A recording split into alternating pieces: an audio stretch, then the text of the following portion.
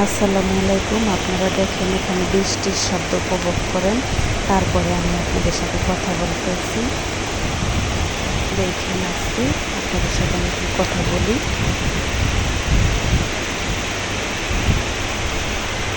এই ঝুমঝুরি বৃষ্টি পড়তে আছে, বোঝা যায় কি না জানি না, কিন্তু বৃষ্টি পড়তে আছে। এটা অফিসের জানালা দিয়ে আমি নিয়েছি। আপনারা জানেন যে আমি অফিসে বন্দি থাকি, সেই বন্দি জানালা দিয়ে আমি এই বৃষ্টিটুকু ধরেছি এবং উপভোগ করেছি। এখন তো বৃষ্টি, কী করবো, বৃষ্টি ছাড়া আর কি দেখাবো আপনাদেরকে। বাসায় এসে খিচুড়ির জন্য উপকরণ রেডি করেছিলাম। উপকরণ পাশাপাশি আমার রান্নাঘরটা কীরকম এলোমেলো থাকে সেটাও আপনাদের সাথে একটু শেয়ার করলাম। সব তো আমার একা হাতেই করা লাগে, তাই আমি রান্নাঘরটাও আপনাদের সাথে একটু শেয়ার করলাম।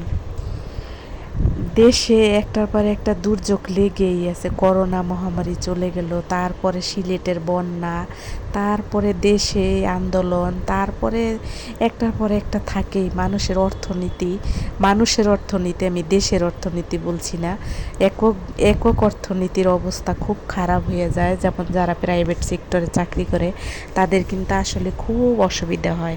দিন এনে দিন খেয়ে যারা বাঁচে তাদের কিন্তু খুবই অসুবিধা হয়।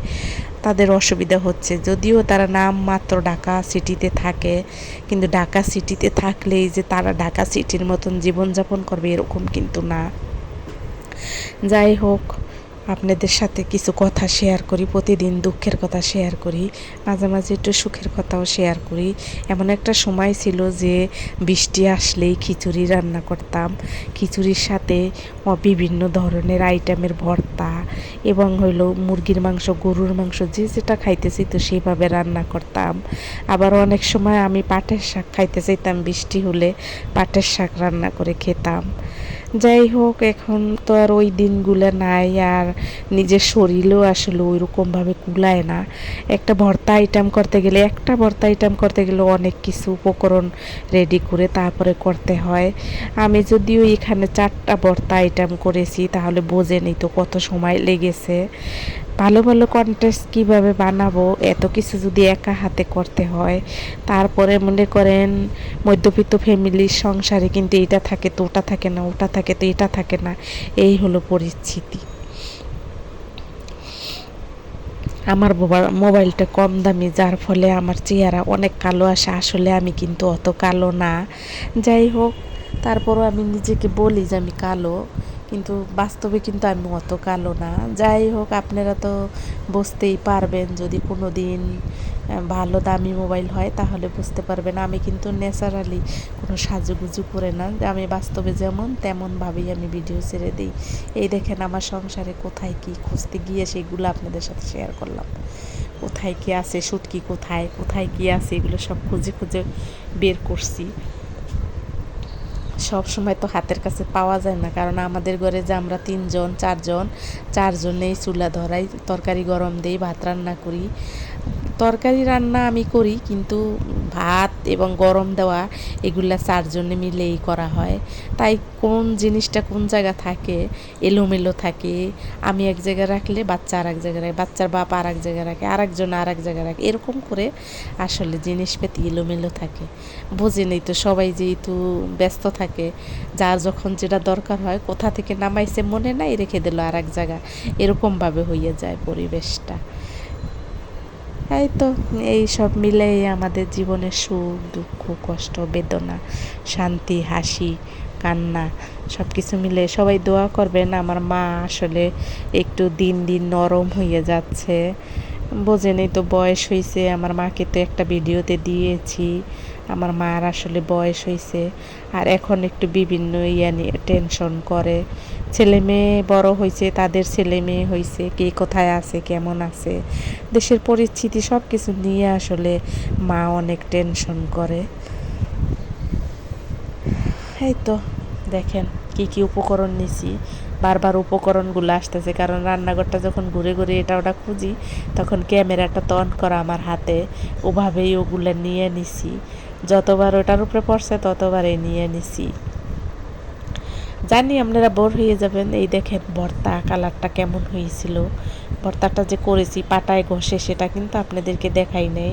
আমার ভর্তাগুলো কিন্তু আমি খুব পানি ছাড়া করি, কারণ আমি পানি দিয়ে ভর্তা করলে ভাল লাগে না। অনেকেরই দেখি পানি দিয়ে ভর্তা করে, সেটা আমি করি নাই। দেখেন খিচুড়ির কালারটা, টেস্ট অনেক সুন্দর হয়েছিল। পাশে কিন্তু ডিম ভাজছিলাম, সেগুলো আপনাদেরকে দেখাই নেই, কারণ ডিম আগেই ভাগ হয়ে গেছে, এই কারণে ডিমগুলো আর দেখাইতে পারি নাই। এটা হলো আমি খাবো সেটা নিয়েছি তাই। আর এখানে ভর্তাগুলো সব রেখে দিছি, কিন্তু এর আগেই খাওয়া হয়ে গেছে।